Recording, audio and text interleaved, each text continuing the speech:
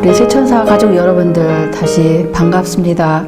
오늘 먼저 말씀 요한복음 3장 16절 우리 다 같이 봉독하실까요? 하나님이 세상을 이처럼 사랑하사 독생자를 주셨으니 이는 저를 믿는 자마다 멸망치 않고 영생을 얻게 하려 하심이니라. 18절에 보시면 저를 믿는 자는 심판을 받지 아니하는 것이요 믿지 아니하는 자는 하나님의 독생자의 이름을 믿지 아니하므로 벌써 심판을 받은 것이니라. 오늘 여러분과 나눌 주제는 최고의 학문, 구속의 과학이라는 제목을 두고 말씀을 나누겠습니다. 교육 126쪽에 보시면 구속의 과학은 과학 중의 과학이다. 이 과학은 천사들과 타락하지 아니한 다른 세계의 백성들도 연구하고 있는 것으로서 구주에 대해 주의를 환기시키고 무한하신 하나님의 마음 가운데 영세 전부터 감추었던 목적을 연구하는 학문이며 하나님께 구속함을 받은 자들이 무궁한 세월을 두고 연구해야 할 학문이다. 이것이야말로 사람이 해볼 만한 최고의 학문인 것이다. 이 학문은 다른 어떤 학문보다도 사람의 마음을 소송케 하고 심령을 고상하게 한다.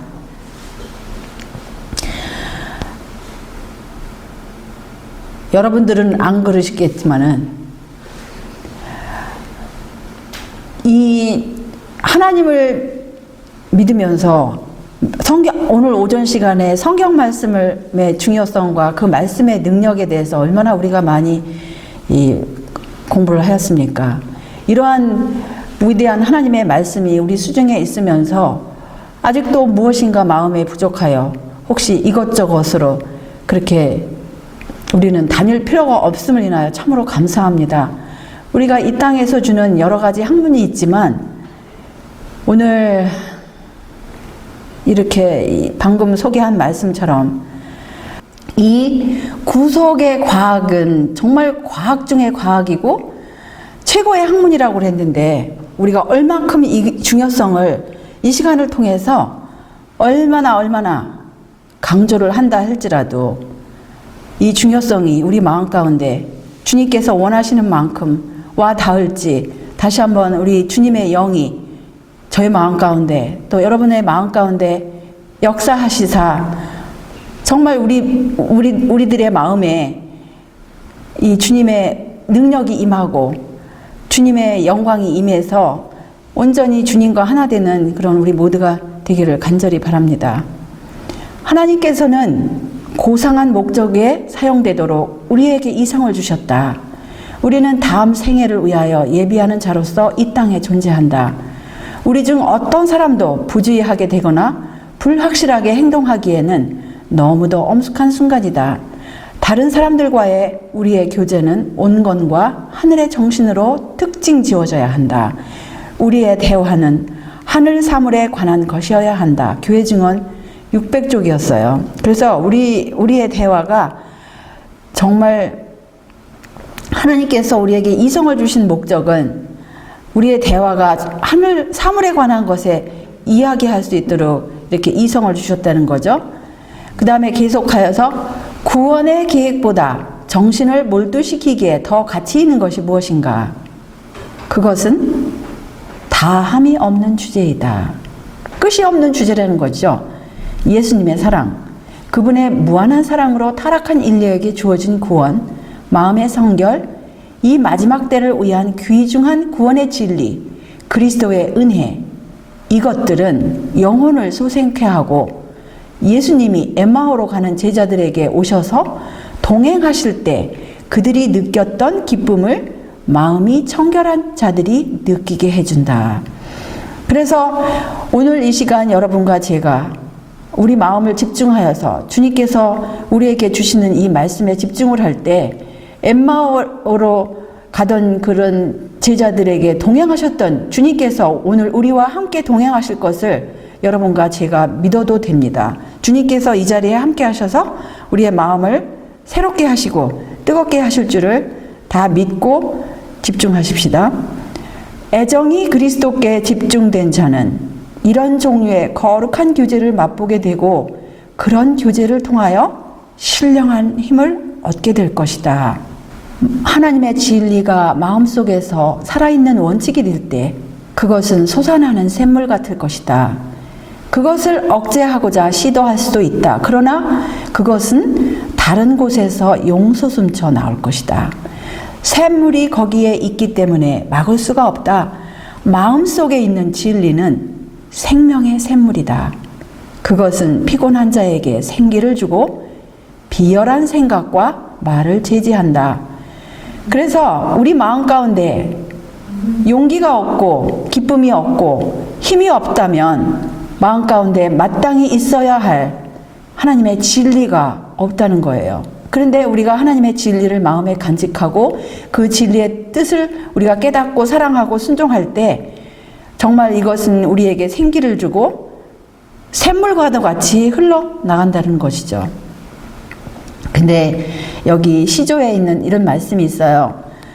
왜 우리의 대화 가운데서 구속의 경륜에 관하여 이렇게 적게 언급되는가? 말라기서 3장 16절 17절에 보시면 그때에 여호와를 경외하는 자들이 피차에 말하매 여호와께서 그것을 분명히 들으시고 여호와를 경외하는 자와 그 이름을 존중히 생각하는 자를 위하여 여호와 앞에 있는 기념책에 기록하셨느니라. 만군의 여호와가 이르노라. 내가 나의 정한 날에 그들로 나의 특별한 소유를 삼을 것이요 또 사람이 자기를 섬기는 아들을 아낀같이 내가 그들을 아끼리니. 그래서 우리 지금 드리는 예배가 주님께서 분명히 들으시고 또 그 이름을 존중히 생각하는 여러분과 저의 이름을 기념책에 기록하실 것을 믿습니까? 아멘이죠? 우리들은 매일 빛과 지식을 얻기 위하여 성경을 상고하는 일을 게을리할 때 안전하지 못하다. 수고함 없이는 세속적인 재물들을 얻지 못한다. 하물며 우리들 자신의 열렬한 노력 없이 어떻게 신령한 하늘의 축복들을 기대할 수 있을 것인가? 진리의 광산은 파고 들어가야만 한다. 시편 기자는 주의 말씀을 열무로 우둔한 자에게 비추어 깨닫게 하나이다 라고 말하였다. 우리들의 생애에서 하나님의 말씀을 분리시켜서는 안 된다. 오늘 아침의 말씀처럼 모든 것이 하나님의 말씀에 기인하여서 이루어지죠. 마음의 말씀을 받아들여야 하며 마음으로 환영하고 그 말씀을 마음에 간직하며 사랑하고 그 말씀에 순종해야 한다. 우리들에게도 더욱더 많은 지식이 필요하며 특히 무엇에 관하여? 구속의 경륜에 관하여 밝히 깨달을 필요가 있다고 하셨어요. 우리들의 현재와 영원한 복리에 기념한 이 문제에 관하여 성경 진리를 스스로 깨닫는 자가 100명 중에 하나도 되지 못한다. 백성들에게 구속의 경륜을 밝히 깨닫게 하기 위하여 빛이 비추기 시작할 때 영혼의 원수는 사람들의 마음에 빛이 이르지 못하도록 전력을 다하여 활동한다. 만약 우리들이 배우고자 하는 정신과 겸비한 마음으로 하나님의 말씀을 대한다면 오류의 찌꺼기들은 깨끗이 씻겨 내려갈 것이며 우리 눈에 가리워졌던 진리의 보석들이 발견될 것이다. 그래서 이 구속의 경륜이 우리가 밝히 깨달을 필요가 있다고 그랬는데 100명 중 하나도 되지 않고 또 구속의 경륜에 관한 빛이 밝혀지기 시작할 때 영혼의 원수가 그것을 마음에 빛이 이르지 못하도록 이렇게 전력을 다하지만 그렇지만 우리들이 배우고자 하는 정신과 겸비한 마음으로 하나님의 말씀을 대하면 그것에 관한 오류의 그동안에 가졌던 오류의 찌꺼기들이 깨끗이 씻겨 내려가고 진리의 보석들이 발견될 것이라는 거예요. 주석의 말씀에 보면 베드로후서 1장 21절입니다. 능력이 제한되어 있고 기회들이 별로 없었기 때문에 성경에 익숙하지 못하고 학식이 낮은 사람들은 살아있는 성경 말씀 속에서 위로와 지도와 권고를 받을 것이며 태양빛처럼 분명한 구원의 계획을 발견할 것이다. 자원해서 장님이 되려고 원하지 않는 이상 어떤 사람도 지식이 부족해서 잃어버림을 당할 필요가 없다. 구속의 경륜은 아담이 타락한 후에 세워진 사후 고안이 아니었다. 이 경륜은 영세 전부터 감추었다가 알게 하신 그 비밀의 계시였다. 이것은 영세 전부터 하나님의 보좌의 기초가 되어온 원칙을 공개한 것이었다. 소망 22쪽이었어요. 태초부터 하나님과 그리스도는 사단이 반역할 것과 그 반역자의 기만적인 권세를 통하여 인류가 타락할 것을 아셨다. 하나님께서 죄가 존재하도록 정해놓지는 않으셨으나 죄가 존재할 것을 내다보시고 그 두려운 비상사태를 위하여 대비책을 세워놓으셨다. 하나님께서는 세상을 너무도 사랑하셔서 당신의 독생자를 주시기를 언약하셨으니 이는 저를 믿는 자마다 멸망치 않고 영생을 얻게 하심이라는 것이었다. 주님께서 이 영세 전에 하나님과 그리스도 두 분께서는 사단이 타락할 것을 아시고 이렇게 대비책을 세워놓으셨는데 그 요한복음 3장 16절의 말씀 가운데 그 영원한 언약, 평화의 언약이 포함된 거예요. 타락한 사람은 죄 때문에 자신의 소원을 가지고 하나님 앞에 나아갈 수가 없게 되었다. 하나님의 율법을 범함으로 거룩하신 하나님과 범죄자 사이에는 통과할 수 없는 벽이 생겼기 때문이다. 창세기 4장 4절 주석의 말씀이었어요. 죄가 들어온 이후에 하나님 아버지와 사람 사이에는 벽이 생기고 통과할 수가 없다라는 거예요. 하나님의 계명을 깨뜨렸기 때문에. 그런데 죽음의 선고가 대속물 위에 내리도록 하는 한 계획이 수립되었다. 구속의 계획에는 반드시 피 흘림이 있어야 하였으니 인간의 죄의 결과로 죽음이 필연적으로 와야 했기 때문이었다. 희생물이 된 짐승들은 그리스도를 예표하는 것이어야 했다. 죽임을 당한 제물에서 사람은 당분간 네가 정령이 죽으리라는 하나님의 말씀의 성취를 보아야만 하였다. 그래서 구약시대 예수님의 십자가 이전에 양을 잡을 때마다, 소를 잡을 때마다, 그런 정결한 짐승을 잡을 때마다 피 흘림이 있었어야 하는데 그 피는 무엇의 상징이냐면은 하나님의 어린 양 대신 예수 그리스도의 보혈의 피, 인간의 죄 때문에 흘리신 그 피를 상징하는 것이었어요. 그리스도께서 분명하고도 확실히 이해될 수 있는 말씀을 하시기 위해 오셔야 하였다. 진리의 창시자이신 그분께서 진리의 효과를 말살시켜 온 겨와 같은 인간의 말과 진리를 갈라놓으셔야 했다. 하나님의 정부의 원칙들과 구속의 경륜이 명백히 설명되어야 하였다. 구약의 교인이 사람들 앞에 충분히 제시되어야 하였다. 그래서 예수님께서 이 땅에 오신 이유는 하나님의 정부의 원칙들, 그것을 보여주시고 또 구속의 경륜을 명백히 설명하시기 위해서 오셨다는 말씀이에요. 심지어 천사들까지도 구속의 경륜을 세울 때 아버지와 아들 사이의 의논에 참여하도록 허락하지 않았다. 치료봉사 429쪽이죠. 또 교회증언 8권의 279쪽에 보시면 구원의 계획이 세워질 때 심지어 천사들까지도 아버지와 아들 사이의 의논에 참여하도록 허락되지 않았다. 지극히 높으신 분의 오묘 속으로 억지로 끼어들고자 하는 인간들은 영원한 영적 사물에 대한 그들의 무지를 보여준다. 자비의 음성이 아직 들리고 있는 동안 그들이 스스로를 티끌 속에 낮추고 하나님의 길을 그들에게 가르쳐 달라고 그분께 탄원하는 것이 더욱 좋을 것이다. 그 다음에 269쪽에 보면요. 증언 8권 아버지와 아들과의 관계 그리고 그 두 사이의 개성이 다음에 성경 말씀에서도 밝혀져 있다.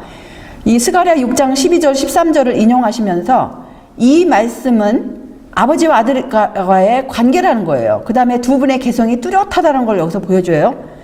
고하여 이르기를 만군의 여호와께서 말씀하시되 보라 순이라 이름하는 사람이 자기 곳에서 돋아나서 여호와의 전을 건축하리라. 그가 여호와의 전을 건축하고 영광도 얻고 그 위에 앉아서 다스릴 것이요 또 제사장이 자기에 있으리니 이 두 사이에 평화의 의논이 있으리라. 초기문집 149쪽에 보시면 인간이 잃어버린 바 되고 하나님께서 창조하신 이 세상이 비애와 질병과 죽을 운명에 처한 인간들로 가득 차게 되었을 뿐 아니라 범죄자들을 위하여 피할 길이 마련되어 있지 않음을 보고 온 하늘은 슬픔으로 가득 찼다. 아담의 모든 후손은 반드시 죽어야만 했다. 지금 예수님께서 개입하시지 않으셨다라면, 또 평화의 의논이 아버지와 아들 사이에 준비하시지 않았다라면 이렇게 되었다라는 그런 말씀이잖아요. 나는 자애로운 예수님을 보았는데 그의 얼굴에는 슬픔과 동정의 빛이 어려 있었다.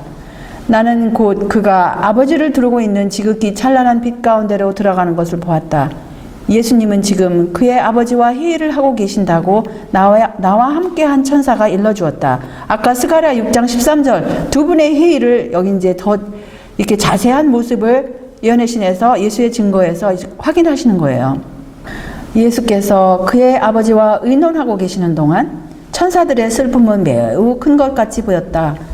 3번이나 그는 아버지를 두른 영광의 빛 가운데로 들어가셨기 때문에 보이지 않았다. 3번째 그가 거기서 나올 때에야 나는 그의 모습을 볼 수 있었다. 예수님의 얼굴에는 모든 당혹과 의심의 빛이 걷히고 말로 표현할 수 없는 자비와 사랑의 빛이 반사되고 있었다. 그는 곧 잃어버린 인류를 위한 피할 길이 마련되었음을 천사들에게 알려주었다. 예수께서는 당신이 하나님 아버지께 간청하여 인간의 용서를 위하여 자기의 생명을 대속물로 주어 대신 죽기로 합의했으며 그리스도께서 흘리신 피의 공로를 힘입어 인간이 율법에 순종하면 하나님의 은총을 받고 그 아름다운 동산으로 다시 부름을 받아 생명나무의 실과를 먹게 될 것이라는 말을 천사들에게 해 주셨다. 그래서 여기 지금 하시는 말씀은 잃어버린 인류를 대신하여 예수님께서 돌아가시지만 또 그 인간이 해야 할 것은 무엇이냐? 그분의 피의 공로를 힘입어서 하나님의 율법에 순종하면 주님의 은총을 받고 다시 잃어버린 그 에덴 동산으로 갈 수 있다라는 그런 말씀입니다. 초기문집 151쪽에 보시면 그대는 하나님께서 아무런 고통도 없이 당신의 사랑하시는 아들을 내어주었다고 생각하는가? 결코 아니다 하고 천사가 말하였다. 죄지은 인류를 멸망하도록 버려두느냐 아니면 저들을 위하여 사랑하시는 아들을 죽게 내어주느냐 하는 문제는 하늘의 하나님께 있어서 고통스러운 것이었다.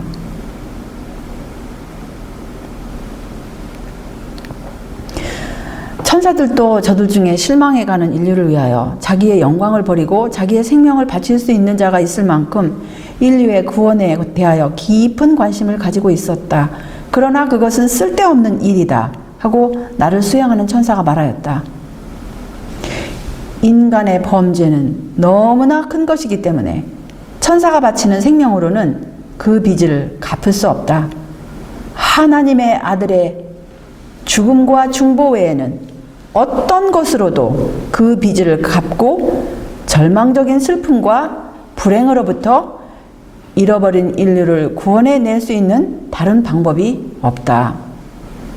하늘의 영광스러운 사령관이신 하나님의 아들은 타락한 인류를 불쌍히 여기셨다. 잃어버린 세계에 임할 화가 그분 앞에 떠오를 때 그분의 마음은 무한한 동정심으로 감동되셨다. 그리하여 하나님의 사랑은 사람이 구속받을 수 있는 한 경륜, 계획을 입안하셨다. 깨어진 하나님의 율법은 죄인의 생명을 요구하였다. 온 우주에서 사람을 위하여 이 요구를 만족시킬 수 있는 이는 한 분밖에 없었다. 하나님의 율법은 하나님 자신처럼 거룩함으로 하나님과 동등하신 분만이 범법을 속죄할 수 있었다. 그리스도 밖에는 아무도 타락한 사람을 율법의 저주에서 속량하여 하늘과 조화시킬 수 없었다. 여기 이 말씀은요, 부조와 선지자 68쪽인데 참 중요한 말씀이에요.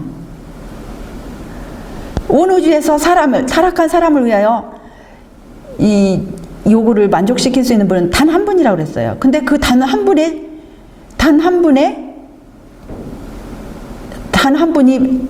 어떠한 신분을 가져야 되느냐? 하나님의 율법은 하나님 자신처럼 거룩하기 때문에 하나님과 동등하신 분만이 그 일을 하실 수 있다는 거예요. 속죄하실 수 있다는 거예요.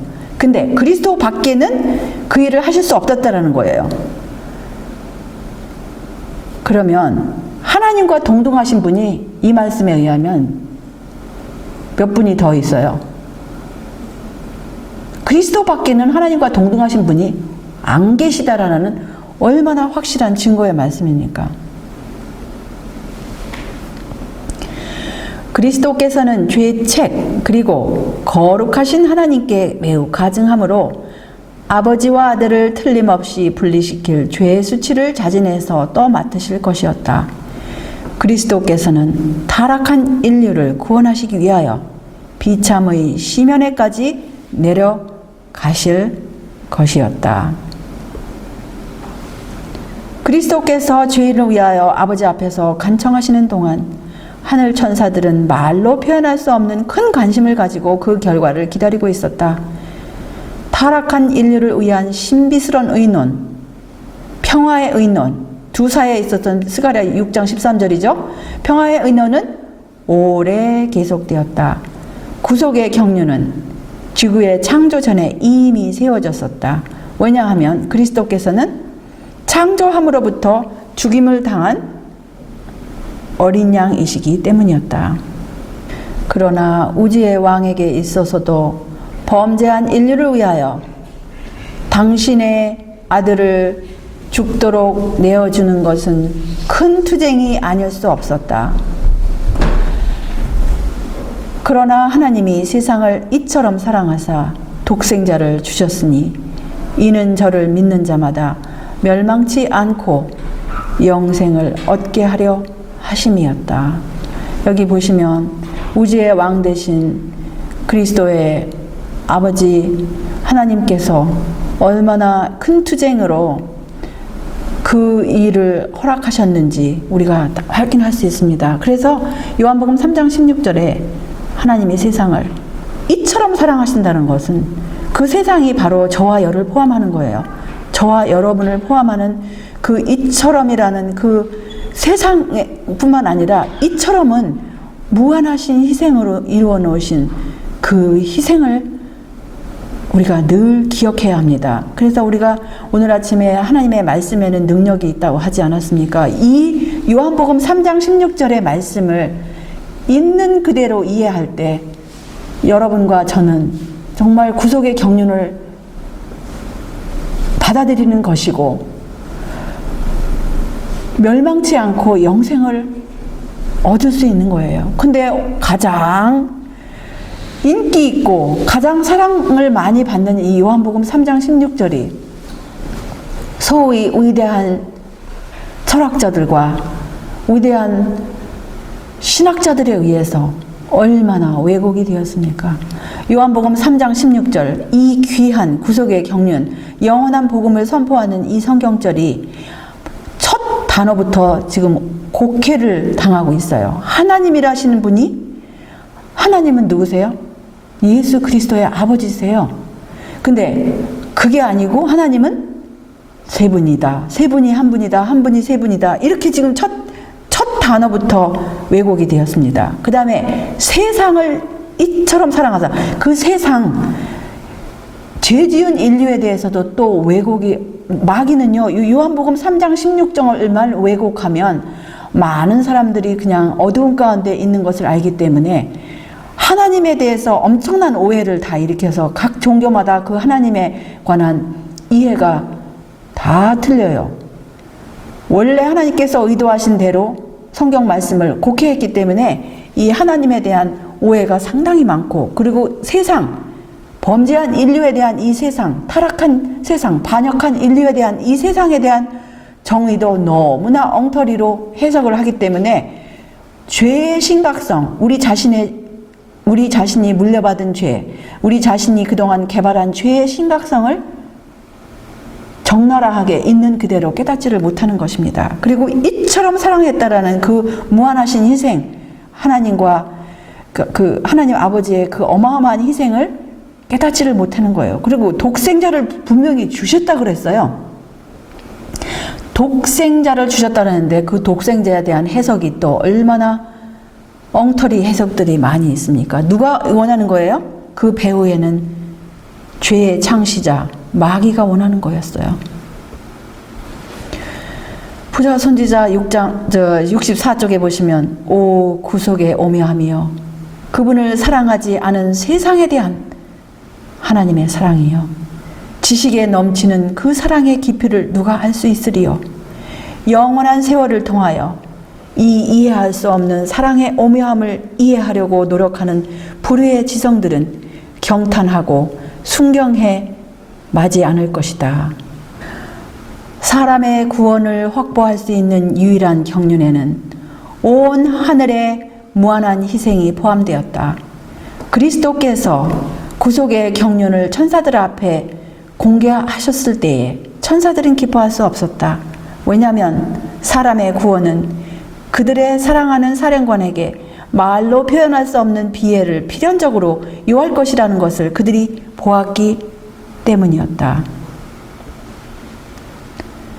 슬픔과 놀라움으로 천사들은 그리스도께서 그들에게 당신께서 어떻게 하늘의 순결과 평화, 그 기쁨과 영광 및 불사의 생명을 떠나 내려오셔서 지상의 타락과 접촉하시고 세상의 슬픔과 수치와 죽음을 견디셔야만 하는지를 말씀하시는 그분의 말씀을 들었다. 그분은 죄인과 죄의 형벌 사이에 서실 것이었다. 이 문장이 참 심각한 상태예요. 그럼에도 불구하고 그분을 하나님의 아들로 받아들일 사람들은 거의 없을 것이었다. 요한복음 3장 16절에서 하나님께서 독생자를 주셨다고 할 때 그냥 일반적으로 다 믿는다고 그래요.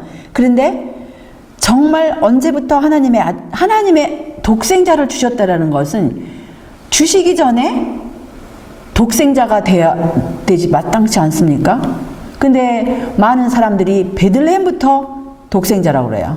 아니면 부활 때 독생자가 되셨다고 그래요. 그러면 하나님께서 요한복음 3장 16절에 하나님이 세상을 이처럼 사랑하사 독생자를 주셨다 그랬는데 주시는 순간에 어떻게 아들이 됩니까? 그리고 부활하는 순간에 아들이 될 것 같으면 독생자를 주신 게 아니에요. 이 다른 분을 주셨는데 태어날 때 독생자가 되셨다. 말이 됩니까? 이건 그러니까 이거를 이렇게 오해하게 만든 장본인도 역시 누구? 거짓의 아비.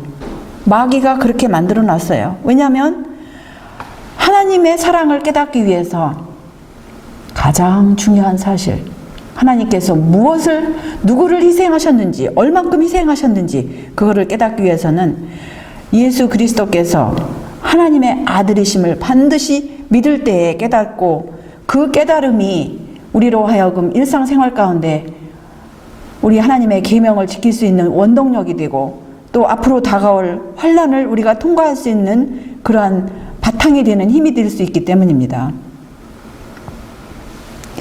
하늘의 천사들은 우리의 첫 부모에게 저들의 구원을 위하여 고안된 경륜을 더 완전하게 밝혔다. 아담과 그의 반려자는 그들의 죄가 비록 크지만 사단의 지배를 받도록 버림을 받지 않으리라는 보증을 받았다. 하나님의 아들은 당신의 생명으로 그들의 죄악을 속죄하시겠다고 제의하셨다. 은혜의 시기가 그들에게 허락될 것이며 회개와 그리스도를 믿는 믿음을 통하여 그들은 다시 하나님의 자녀가 될 수 있었다. 그들은 여호와의 율법은 땅에서뿐 아니라 하늘에서도 그분의 정부의 기초이기 때문에 천사의 생명이라도 이 율법을 범한 데 대한 희생으로는 받아들여 줄 수 없다는 말씀을 들었다. 타락한 상태에 있는 인간의 필요에 응하기 위하여 그 율법의 한 교훈도 폐기되거나 변경될 수 없었다. 사람을 창조하신 하나님의 아들은 인간을 위하여 속죄하실 수 있으셨다. 아담의 범죄가 불행과 죽음을 가져온 것처럼 그리스도의 희생은 생명과 불멸을 가져올 것이었다. 사람뿐만 아니라 지구도 죄로 말미암아 악한 자의 권세 밑으로 들어갔었다. 그것들은 구속의 경륜으로 말미암아 회복될 것이었다. 아담은 창조될 때에 지구를 통치할 지위에 세워졌으나 유혹에 굴복함으로 그는 사단의 지배 아래 들어갔다. 누구든지 진 자는 이긴 자의 종이 된다. 사람이 누구의 포로? 사단의 포로가 되었을 때 그가 가졌던 통치권은 그의 정복자에게 넘어갔다. 이같이 하여 사단은 이 세상 신이 되었다. 그는 원래 아담에게 주어진 바 되었던 지상의 통치권을 찬탈하였다. 그러나 그리스도께서 당신의 희생으로 죄의 형벌의 값을 치르심으로 말미암아 사람을 구속하실 뿐만 아니라 사람이 잃었던 통치권도 되찾으실 것이었다. 첫째 아담이 잃어버린 모든 것을 둘째 아담이 회복하실 것이었다.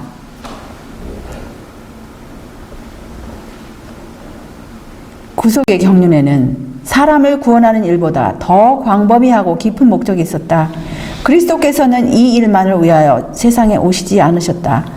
그분께서 오신 것은 단순히 이 작은 세계의 거민들이 하나님의 율법을 마땅히 생각해야 할 대로 생각하게 하는 것뿐 아니라 온 우주 앞에 하나님의 품성을 옹호하시기 위하였다. 그래서 요한복음 12장 31절, 32절에 보시면 이제 이 세상 심판이 이르렀으니 이 세상 임금이 쫓겨나리라. 내가 땅에서 들리면 모든 사람을 내게로 이끌겠노라. 사람의 구원을 위하여 죽으신 그리스도의 행위는 사람들이 하늘에 접근하는 일을 가능하게 할 뿐 아니라 사단의 반역을 처리하심에 있어서 하나님과 그분의 아들이 정당하심을 온 우주 앞에 옹호할 것이었다. 이것은 하나님의 율법의 영원 불변성을 확립할 것이며 죄의 본질과 결과들을 나타낼 것이었다. 그래서 대쟁투는 최초부터 무엇에 관한 것? 하나님의 율법에 관한 것이었다. 사단은 하나님이 불공평하며 그분의 율법에 결함이 있고 우주의 행복을 위하여 그것을 변경해야 할 필요가 있다는 것을 증명하라고 애썼다. 하나님의 율법에서 특별히 십계명 가운데서 맨 첫 번째 계명이 무엇입니까? 너는 나 외에 다른 신을 내게 있게 말지니라고 하셨어요. 하나님의 율법을 없애버린다면 누가 신이 되는 거죠? 마귀가 원했던 대로 자기 자신이 신이 되고 또 마귀를 뒤집어 엎을 수도 있어요. 누군가가 마귀보다 더 힘이 센 세력이 생기면, 단체적으로 생긴다든지 아니면 개인적으로 생길 것 같으면, 그러면 어느 누구라도 신이 될 수 있다는 거예요. 얼마나 무서운 그런 공작입니까? 율법을 공격함으로 그는 그 율법의 제정자의 권위를 뒤집어 엎으려고 하였다. 그 대쟁투에서 하나님의 율법에 결함이 있어 변경해야 되는지 혹은 완전하여 변할 수 없는 것인지가 나타나게 될 것이었다. 그래서 사단이 율법을 공격하는 것은 그 율법을 제정하신 하나님의 권위를 뒤집어 엎고 자기가 신이 되려고 했던 거예요. 온 우주에서. 그런데 사단은 그렇게 이미 하늘에서 쫓겨났지만 우리 각자의 생애 가운데 하나님의 율법이 우리 마음 가운데 기록되지 않으면 역시 우리도 사단처럼 하나님의 율법의 권위를 뒤집어 엎는 그러한 불순종의 생애가 계속 지속될 것입니다. 그래서 우리는 이 말씀을 깊이 명상하면서 하나님의 율법이 우리 마음 가운데 기록됨으로써 하나님의 권위의 그 상징인 하나님의 율법을 뒤집어 놓지 않는 그런 여러분과 제가 되시기를 바랍니다. 아담은 그가 무죄하였던 때에는 창조주와 간격 없는 교통을 즐겼었다. 그러나 죄로 말미암아 하나님과 사람의 관계가 끊어지고 말았다. 그리스도의 속죄만이 그 시면을 가로지르는 다리를 놓고 하늘에서 땅으로 축복 혹은 구원을 전달할 수 있었다. 사람에게는 여전히 창조주께 직접 나아가는 길이 끊겼으나 하나님께서는 누구를 통하여 인간과 교통하시고자 하셨다? 그리스도와 천사들을 통하여 인간과 교통하신 거예요. 그러면 여기서도 반드시 이 말씀 우리가 기억해야 돼요. 하나님께서 인간과 교통하실 때 그리스도와 천사들 이외에 다른 존재가 없다라는 말씀이에요. 그러면 성령으로 교통하신다. 누구의 영이에요? 그리스도의 영으로 교통하시는 거예요. 그리하여 에덴에서 하나님께서 죄에 대하여 선고를 내리신 때로부터 홍수 때와 더 나아가서는 하나님의 아들의 초림까지 인류 역사에 있어서 중대한 사건들이 아담에게 계시되었다. 그리스도의 희생은 전 세계를 구원할 충분한 가치가 있는데도 많은 사람들이 회개와 순종의 생애를 택하지 않고 죄의 생애를 택할 것이 아담에게 보여준 바 되었다. 세대가 계속됨에 따라 범죄는 증가될 것이며 죄의 저주는 더욱더 인류와 짐승에게와 지상에 내릴 것이었다. 사람의 수명은 인간 스스로가 죄의 생애를 함으로 짧아지고 체력과 인내력, 도덕적 지적 능력은 저하될 것이며 세계는 마침내 각종 참상으로 충만하게 될 것이다. 요즘 뉴스 들어보면 이 말씀이 그대로 우리에게 응한 것을 우리가 알 수 있지 않습니까? 식욕과 정욕의 방종으로 구속의 경륜의 대진리를 깨달을 능력이 없게 될 것이다. 그러나 하늘을 버리시고 세상에 오신 그 목적에 부합되게 그리스도께서는 사람들에게 계속 관심을 가지실 것이며 그들의 약점과 결점을 당신 안에 숨기라고 여전히 그들을 초청하실 것이다. 그분은 믿음으로 자기에게 나오는 모든 사람의 필요를 공급하실 것이었다. 그래서 여기 보면 두 가지 사실 우리가 짚고 넘어갑시다. 구속의 경륜의 대진리를 깨달을 능력이 없어지는 이유, 식욕과 정욕의 방종. 그런데 우리가 아무리 연약할지라도 우리 예수님께 나아갈 때, 믿음으로 나아갈 때 예수님께서는 그들의 필요를 공급해 주신다는 거예요. 그리고 하나님에 관한 지식을 보존하며 불의가 편만한 가운데서도 더럽힘을 받지 않은 적은 무리가 항상 있을 것이었다.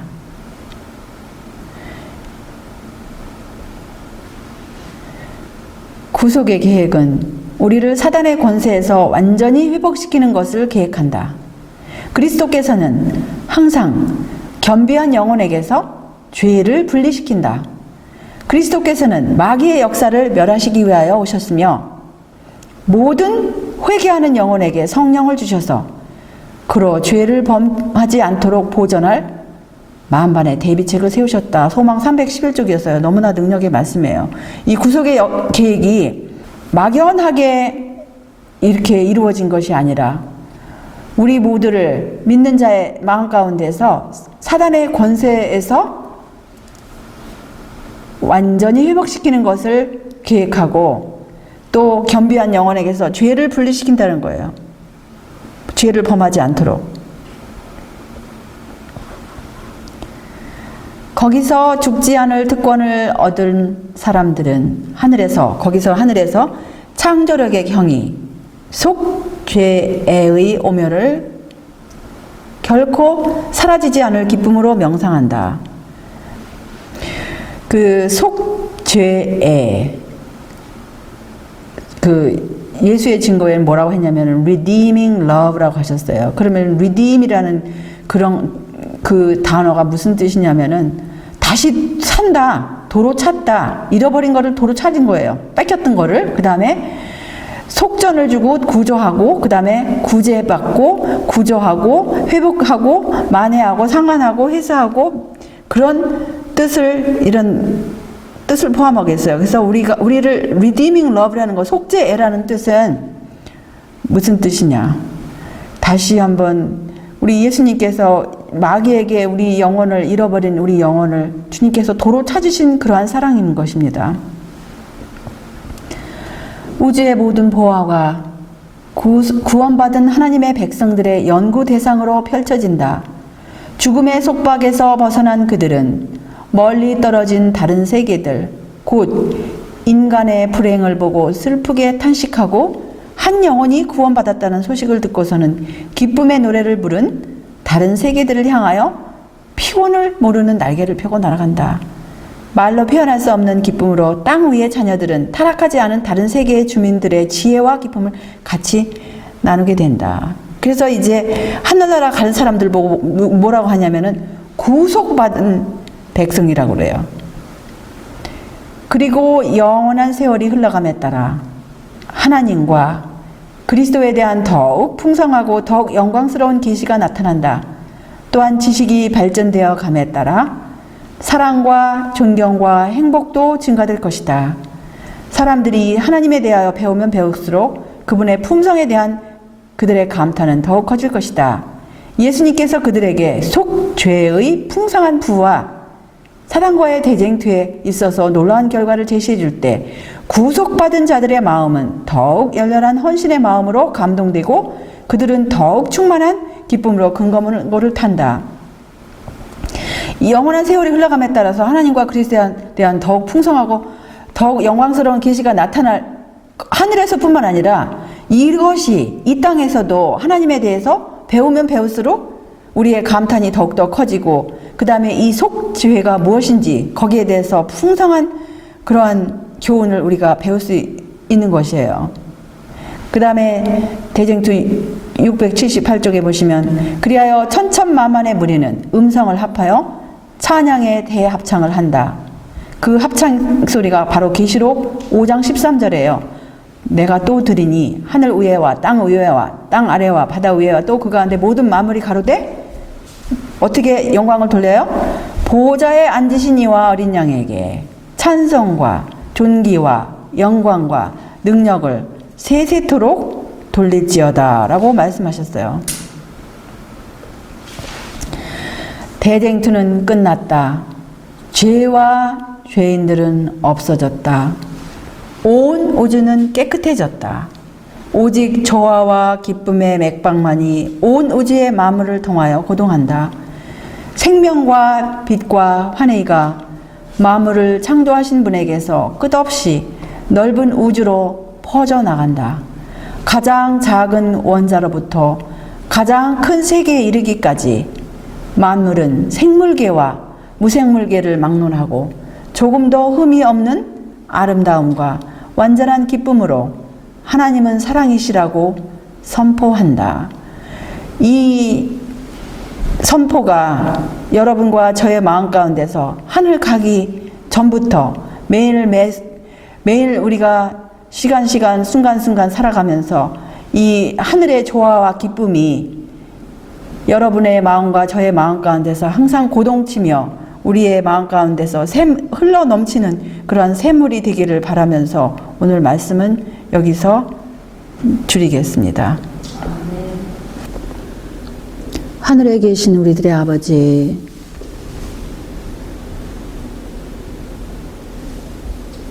하나님이 세상을 이처럼 사랑하사 독생자를 주셨으니 오늘 그 주님께서 주신 이 말씀, 많은 사람들에게 사랑을 받지만 또 많은 사람들에게 오해되는 이 말씀의 뜻을 다시 한번 상고할 수 있는 이 귀한 시간 주셔서 진심으로 감사합니다.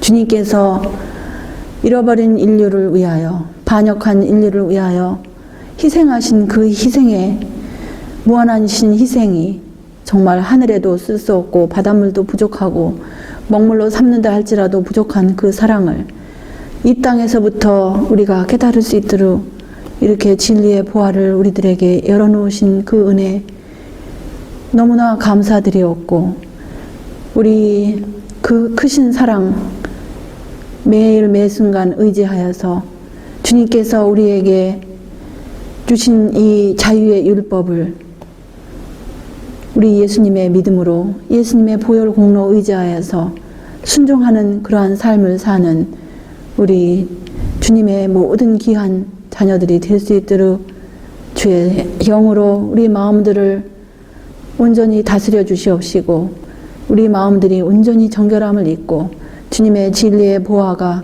우리 마음을 온전히 주장하셔서 우리 마음들이 정말 끊이지 않는 그러한 샘이 되게 하여 주시옵소서.